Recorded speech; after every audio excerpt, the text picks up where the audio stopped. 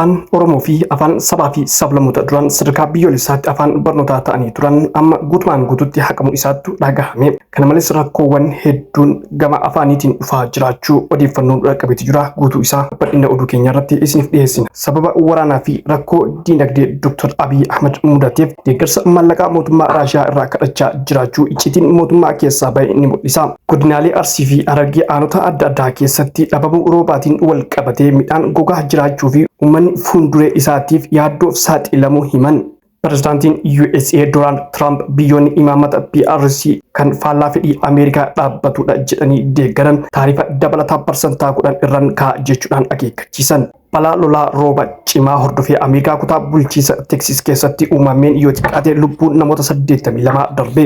Sodaa mormii irraa kan ka'e daandiiwwan gara giddu galeessa magaalaa Naayiroobii geessuuf cufamee oole. Yooyyaa harka fuunii ashamaa hordoftootaa fi kabajamtoota maatii jiru miidiyaa nageenya keenya bakka jirtanitti isin dhaqqabu isiniin jennaa kun hangafoota oduu keenyaati. Oduu kanaa fi kan kana fakkaatan kan biroo qabannee isiniif dhiyaannee jira. Namoonni jiru miidiyaadhaaf haaraa taatan yookaan subscribe hin godhin subscribe gochuudhaan maatii jiru miidiyaa akka taatan isin jenna. Akkasuma like gochuudhaan jajjabeessaan dhaamsa keenya odeeffannoo keenya kanas hamma xumuraa dhageeffadhaa. Akkasuma like share gochuudhaan hin irraanfatina. Gara guutuu odeeffannoo keenya isin dabarsina isin hamma xumuraan faana turaan affeerraa keenya. Waa'ee afaanii ijaarama addawaawii sanaan akka hojii raawwachiistuutti kaasnee murteessuu rakkisaa ture.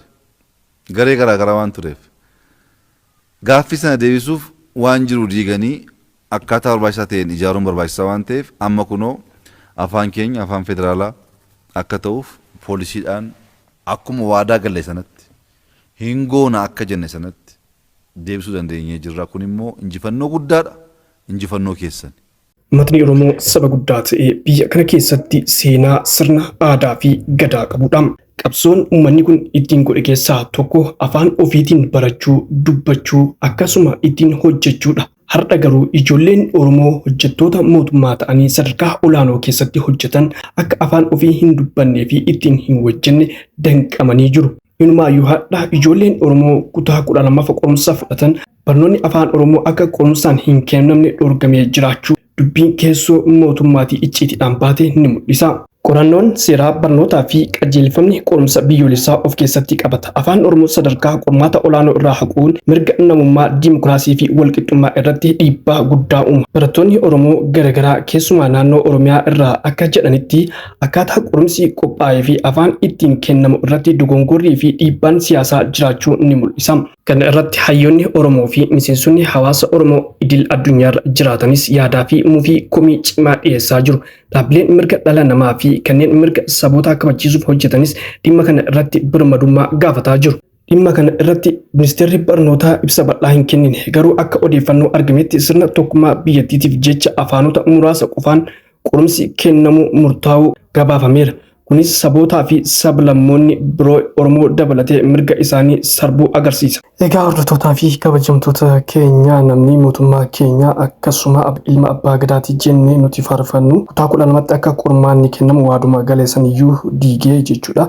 Akka hin fudhatamne amma kinoo icciitiin keessoo baatee ni mul'isa. Egaa hordoftootaa fi kabajamtoota keenya ammas odeeffannoo keenya akkuma itti fufeetti jira. Odeeffannoo keenya itti aanutti isin dabarsina isinis amma xumuraan faana tura. Sababa waraana biyya keessaa fi biyyoota ollaatiin gaggeeffameen hanqinni diinagdee mootummaa Itoophiyaa Dr. Abiy Ahmed mudachuudhaan Dr. Abiy Ahmed mootummaa Raashiyaa irraa liqii yookaan immoo mallaqa kadhachaa jiraachuu icciitii mootummaa keessaa baheen dhagahamee jira. Odeeffannoo kana akka itti aanutti bal'inaan isin dhageessisa. Waraana bifa addaa fi dheeraa ta'e biyya keessatti gaggeeffamaa tureen miidhaan diinagdee Itoophiyaa irra gahe hammaataa dhufeera. Gatiin jireenyaa ol ka'uun liqii alaa dabalachuun daldala alaa dadhabsiisuun hojii dhabuunii fi guddinni diinagdee laaffachuun bu'aa sirna mootummaa Dr. Abiy Ahmed gaggeessaa ture keessaa isa guddaadha. Akka odeeffannoo amansiisaa fi icciitii mootummaa keessaa bahe tokko agarsiisutti muummichi ministeeraa Dr. Abiy Ahmed deeggarsa maallaqaa barbaaduuf gara mootummaa Raashiyaa akka ergee fi waliigaltee seenaa qabu deebisee akka jalqabe ni himama. Qaamoleen mootummaa keessoo fi hayyoonni muraasni akka odeessanitti rakkoon maallaqaa mootummaa Itoophiyaa muratti addunyaa irra deeggarsa argachuuf rakkisaa ta'aa dhufee jira. Biyyoonni dhiyeenya Itoophiyaa garaagaraa turan Ameerikaa fi gamtaan Awurooppaa dabalatee deeggarsa isaanii dhiphisaa fi qajeelfamoota cimaa irratti kaa'aa jiru. Sababa kanaaf Raashiyaa wajjin deeggarsa dippiloomaasii barbaaduun filannoo tokko ta'uu isaa odeeffannoon ifa taasiseera. Waraanni naannoo Tigraay, Oromiyaa fi Amaaraa keessatti gaggeeffamaa turee fi ammas itti fufee jiru kufaatii dinagdee babal'isee jira. Mootummaan qarshii hedduu waraanaaf oolchuudhaan misoomaa fi tajaajila hawaasummaa dagatee jira. Kun ammoo hojii dhabuu fi beela hammeessuu irratti shoora olaanaa qaba.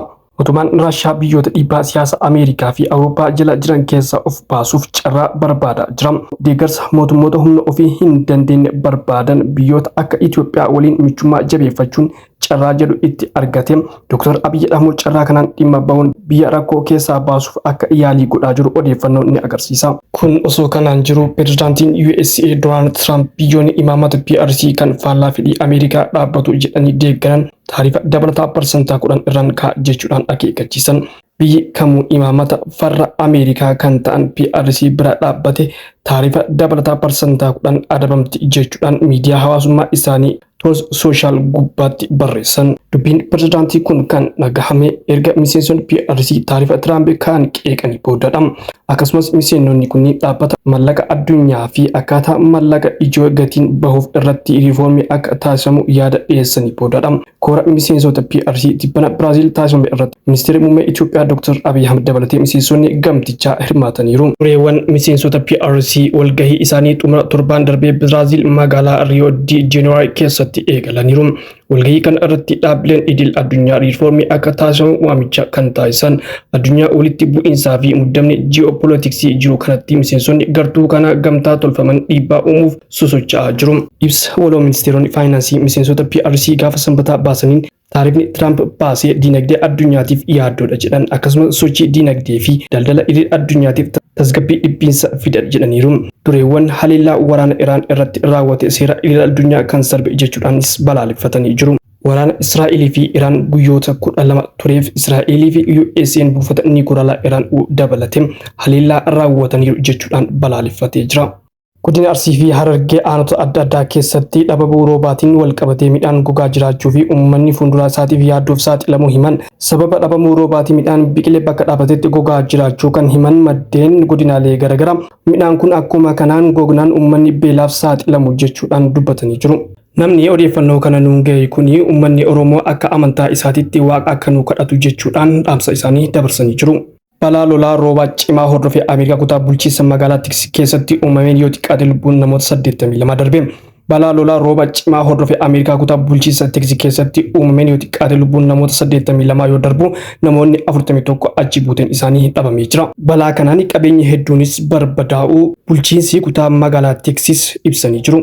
Keeniyaa keessatti hiriirri guddaan guyyaadhaa gaggeeffamaa oolee jira. Hiriira kanaanis karaaleen magaalaa guddoo biyyattii Naayiroobii geessu cufamanii oolanii jiru. Hiriirri gaggeeffamaa oolee jiru sabaa kan jedhu kan kanaan dura gaggeeffamaa ture akka yaadachiise namoonni hiriirratti hirmaatan dubbatanii jiru. Hiriirri kun mormii mootummaa yoo ta'u ka'umsi hiriirri kana dura qaala'insa jireenyaarraa kan ka'e dhiibbaa mootummaan uummata irratti godhaanuun akka ta'e namoonni hiriira irratti hirmaatan dubbatanii jiru.